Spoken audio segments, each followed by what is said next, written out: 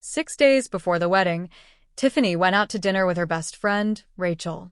She left my apartment around 6:45 p.m., wearing her favorite navy coat. She told me they had a reservation at a new restaurant Rachel wanted to try. Asked her to call me afterward. She smiled and said, "Don't wait up."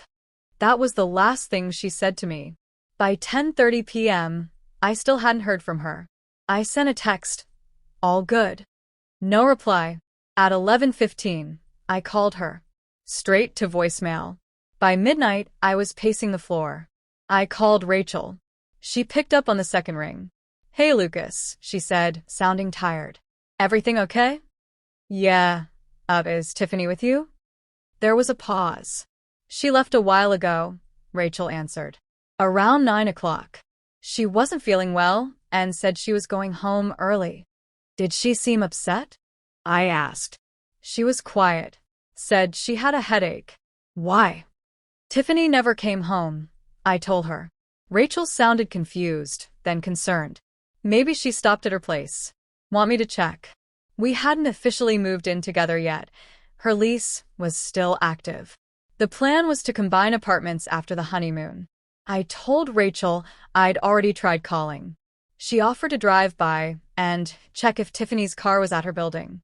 I was already grabbing my keys. By 1 a.m., I'd circled her building 3 times. Her car wasn't there. The apartment lights were off. No sign of her. I called again. Voicemail. That's when the unease turned into something sharper. Panic. I checked the nearest hospital. Then another. Nothing. Finally, I called the police.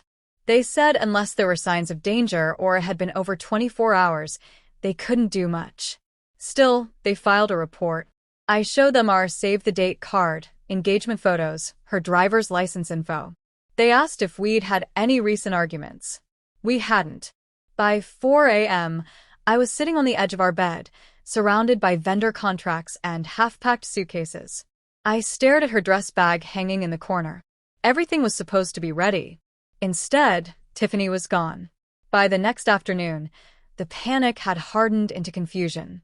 Not quite anger, not yet, but a hollow ache. I kept calling. Still voicemail. Her sister hadn't heard from her. Neither had her father. No one had any answers. Rachel called again. "Still nothing?" she asked. "Nothing." "She didn't say a word to me," Rachel insisted. "She paid for her drink and left. That's it." I believed her. Rachel and I had always gotten along. She'd helped plan parts of the reception. She sounded just as shaken as I was. That night, the police called. They had found Tiffany, alive, unhurt, staying alone in a rental cabin near Lake Roslyn, about 2 hours north of the city. No accident. No foul play. She had left on her own. Voluntarily. She hadn't called anyone. Not her family, not Rachel, not me. According to the officer, she said she needed space, wasn't in danger, and made it very clear she didn't want visitors. Including me. That's when it hit. She left by choice. I stared at the wall for a long time after that. We'd been together for years. Tiffany was the type who color-coded her grocery lists. She'd built spreadsheets for the wedding, tracked timelines, details, and now she was hiding in a cabin without telling a soul, days before our wedding. That night, I started making calls. First, the venue, $6,000 deposit gone. Then the caterer, $3,200, non-refundable. Florist, partial refund, minus a $900 cancellation fee. Every call felt like a door slamming shut. When I reached the travel agent for the honeymoon in Bice, the trip Tiffany insisted we book early. I didn't even flinch. Flights and resort, non-refundable. Another $4,500 down the drain. The ring was last. It sat in a little velvet box on my desk like it was waiting for her to come back. Tiffany had chosen the design. It cost me $11,000, custom-made, no financing. I took it back to the jeweler. The owner gave me a quiet look as he examined it.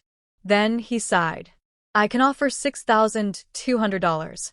I know it's a hit." I took it. I didn't have time to feel anything. Refunds weren't coming. My accounts were bleeding. Rent was still due.